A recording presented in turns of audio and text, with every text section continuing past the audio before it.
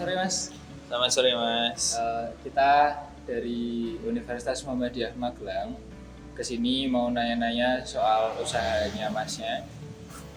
Perkenalkan dulu sebelumnya, nama saya Bagas Ivanis Wandaru. Terus ada teman saya Dani Nur Ismail sama satunya Izul Amada Hukma Mas. Baik. Oke, terus eh, yang pertama Mas, kita mau tahu tentang nama Masnya sebagai owner, terus nama usaha, terus kemudian lokasinya di mana, terus target pasarnya siapa sih Mas sebenarnya? Oke Mas, yang pertama nama saya Gilang Mas, Gilang Rohman. Saya sebagai owner Nikita Kreatif Mas. Terus alamatnya kita ada di Carian Diangan Mertoyudan, itu lokasinya dekat dengan Polres Magelang.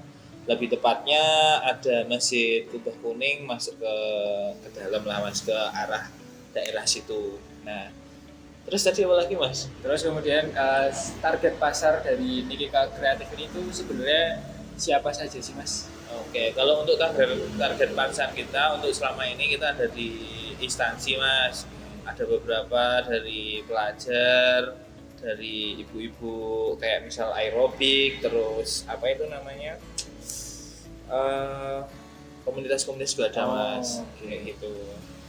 Tapi kalau misal kayak satuan gitu juga bisa Mas? Ada juga Mas, kita tanpa minimal order, tanpa ibaratnya sesuai kebutuhan dari customer Mas. Nanti mau satuan, yang penting aja separuh Mas. Separuh iso Mas. Terus kayak sebenarnya Nikita Kreatif ini tuh lahir dari apa sih Mas? Soalnya kan banyak sekali ya yang apalagi di Magelang ini kayak maksudnya konveksi-konveksi gitu. Terus apa yang bisa membedakan Nikita Kreatif ini dengan konveksi-konveksi yang lain gitu Mas? Sebenarnya secara keseluruhan nggak ada yang bedanya Mas.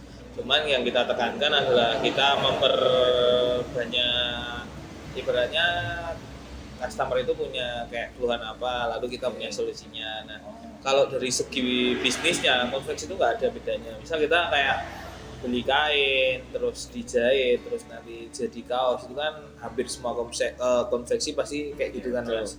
Nah, yang membedakan kita itu mungkin kita selalu memperhatikan keinginan customer Mas. Terus nanti kita di pelayanannya juga nggak terlalu kaku, komunikasi juga insya Allah ya aman. Terus nanti misal ada problem di tengah jalan atau mungkin customernya nggak sesuai, nanti kita garansi kayak gitu Mas. Mungkin itu aja sih Mas dari saya. Oke, Mas. Nantinya akan dilanjutkan oleh teman-teman saya. Terima kasih ya Mas atas kesempatannya. Sama-sama.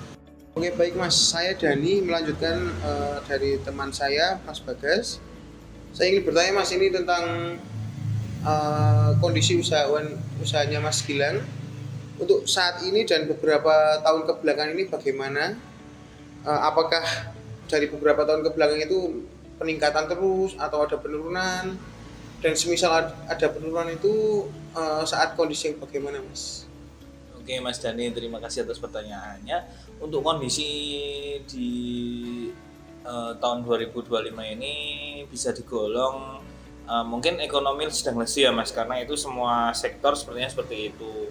Nah, kalau untuk di usaha saya sendiri itu saat ini masih tergolong aman, walaupun penurunan omsetnya itu ada ya lumayan lah Mas daripada tahun-tahun kemarin, tapi masih aman juga Mas. Nah, untuk kondisi kedepannya itu menurut prediksi saya sih hingga tahun 2030 itu nanti bentuk ekonomi Indonesia tuh kayak kurva Mas. Jadi nanti dari 2025 itu kita turun dulu, nanti naik, lalu di 2030 ada penurunan lagi. Nah, ini merupakan kesempatan lah untuk kita gimana caranya memperbaiki di tahun bukan memperbaiki tapi memiliki rencana di tahun 2030 biar enggak seperti 2025 ini.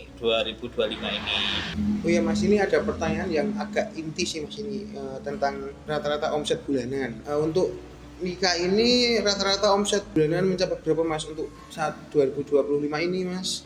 Dan kendala yang dihadapi untuk berapa tahun ke belakang ini apa aja Mas? Untuk omset dari Nikita itu rata-rata ya Mas ya paling kita bisa dapat di angka 35 hingga 100 juta. Itu estimasinya, berarti kalau diambil rata-rata mungkin sekitar 60 jutaan lah Mas per bulan, 60 sampai 50. Nah, kayak gitu. Kalau yang namanya suatu hasil itu pasti ada yang ibaratnya puas atau nggak puas. Terus ya ibarat gini Mas, kita beli bakso belum tentu enak. Misal saya makan bakso itu enak, tapi jenengan makan belum tentu enak juga. Nah, Iya, iya. yang namanya komplain customer itu pasti akan selalu ada Mas. Tapi sebisa mungkin kan kita mencegah komplain. Jadi sebelum kita produksi, kita bikinkan kayak SO atau mungkin kayak prototipenya gitu Mas. Kita prototip baru kita berikan ke customer, terus sudah oke, nanti kita produksi. Nah, nanti kalau setelah produksi ternyata ada kendala, nah kita buka lagi prototipnya. Nah, udah seperti prototip apa belum? Kalau misal kesalahan dari kita ganti baru. Tapi kalau emang kelalaian dari customer, mungkin kita cari jalan tengahnya. Oke, baik. Kayak gitu. Berarti itu kalau ada sebelum order juga ada itu ya Mas, kayak peraturan atau apa yang kita berikan kepada konsumen itu harus pas gitu ya Mas ya. Betul Mas, kayak gitu. Jadi ibaratnya kita kasih testi dulu di awal. Bukan testi sih, tapi Sampel kayak gitu ya? sampel perencanaan lah Mas. Iya, gitu. Oke Mas, baik Mas. Oh iya Mas, di Nikika ini untuk strategi yang digunakan Masnya itu untuk menarik pelanggan itu menggunakan strategi yang bagaimana Mas? Apakah fokusnya pada promosi online atau offline atau kombinasi dari keduanya Mas? Kalau saat ini promosi full online, cuman ada beberapa dari customer yang mungkin merekomendasikan ya Mas. Tapi kalau offline itu kita hanya melakukan beberapa kali, lalu kita balik lagi ke online. Kita biasanya kalau online itu pakai FB, Instagram berbayar, Meta Ads itu, terus Google Ads, Map. Nah itu nanti target marketnya diarahkan di Magelang dan juga luar Jawa kayak gitu. Mas, kalau menurut Mas Gilang ini, kalau strategi online sama istilahnya itu mulut ke mulut itu lebih efisien mana Mas? Kalau dari efisien pasti efisien mulut ke mulut ya Mas, atau customer to customer. Iya. Nah itu karena akan lebih meyakinkan Mas. Cuman untuk mendapatkan itu kan kita harus proses yang lebih lama. Jadi saya tunjang dengan strategi pemasaran online agar ibaratnya kita lebih terkenal dulu, lalu nanti kalau ada customer yang mencoba dia bisa merekomendasikan kepada keluarganya atau temannya kayak gitu Mas. Oke Mas, ini untuk keunggulan yang ditonjolkan untuk usaha yang Mas pimpin itu yang apa Mas? Misal pada pelayanan atau kualitas atau bagaimana Mas?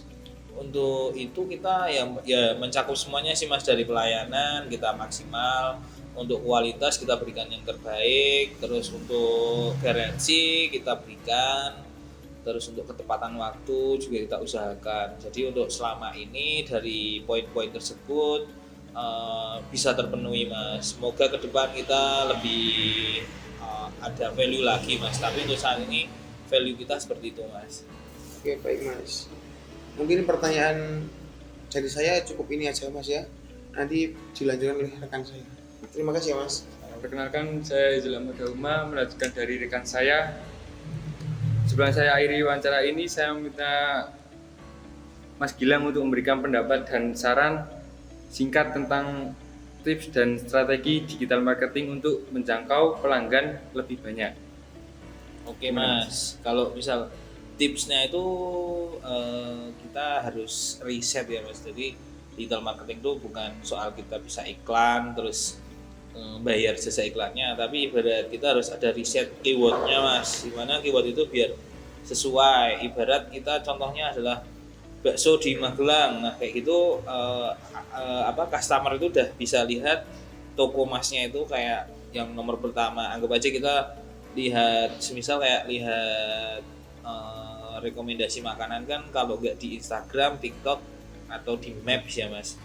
Kalau misal kita lagi di bukan di Magelang lah Mas, kita lagi di Solo, nah, kayak gitu kan kita nggak tahu lokasi itu di mana. Pasti kan yang jual bakso mana sih yang enak. Nah kayak gitu nanti kita riset keywordnya itu agar customer lihat di mapnya itu yang awal sendiri itu adalah toko kita kayak gitu mas.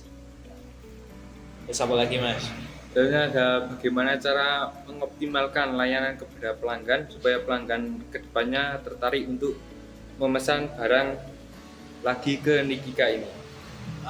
Seperti yang tadi mas, jadi kita tetap memberikan yang terbaik. Mungkin kalau untuk lebih menarik lagi kita bisa berikan bonus atau mungkin kita ada membership mas, membership khusus untuk untuk ibaratnya pelanggan setia kayak gitu mas. Nah mungkin dengan mengunci dengan bonus dan membership itu pelanggan bisa kembali mas. Dan terakhir nih mas, menurut pendapat pribadi dari Mas Gilang, program bantuan dari pemerintah untuk akses pemodelan itu gimana? Apakah cocok untuk digunakan apa tidak? Kalau menurut saya mas, karena selama ini saya belum pernah mengajukan pemodalan, jadi saya tidak bisa kayak menanggapi lebih jauh karena saya belum melakukan. Tapi pemerintah itu menurut saya sangat dibutuhkan untuk UMKM lainnya atau UMKM seperti saya ini mas, terkait dengan pemodalan. Selain itu investasi yang terbaik itu sebenarnya adalah leher ke atas mas. Jadi ilmu itu yang paling utama, yang pemodalan itu baru yang selanjutnya. Jadi kalau semisal pemerintahan itu memberikan bantuan, mungkin diperbanyak, ibaratnya kayak seminar-seminarnya mas. Selama ini saya mengakses kayak seminar-seminar pemerintahan itu sangat sulit mas. Kadang kuotanya udah penuh, kadang informasinya nggak disebarkan secara umum. Jadi ibaratnya buat mencari ilmu lewat instansi itu lumayan susah sih mas kayak gitu. Terima kasih mas. Sama-sama mas.